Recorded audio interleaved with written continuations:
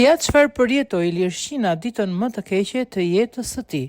Ilir Shina, diplomati dhe pedagogu i njohur shqiptar, është ndarë nga jeta në moshë të re pas një ngjarje tragjike që ka tronditur miqt, familjar dhe opinionin publik. Sipas informacioneve zyrtare të konfirmuara për mediat nga familjar të afërt, Shina pësoi një infarkt të rënd në ditën e funeralit të nënës së tij dhe pas 3 ditësh në koma ndroi jetë në 6 qershor 2025. Ngjarja fatkeqe ndodhi pas një periudhe të ngarkuar emocionalisht për familjen, kur në mëngjesin e së njëjtës ditë u zhvillua ceremonia martore për nënën e Ilirit.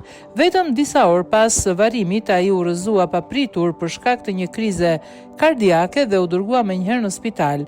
Për 3 ditë me radhë ndodhej në gjendje kome, ndërsa familjarët e tij qëndruan pranë një pritje të dhimbshme që përfundoi me ndarjen nga jeta të tij.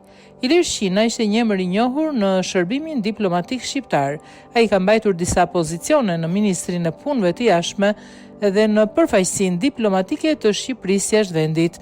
Krahas karrierës së tij si diplomat, ai ishte edhe një pedagog i respektuar, i angazhuar në formimin e brezit të ri të profesionistëve.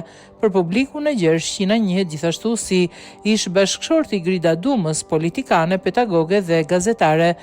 Ata kanë qenë të martuar për më shumë se 2 dekada dhe janë prindër të një djali.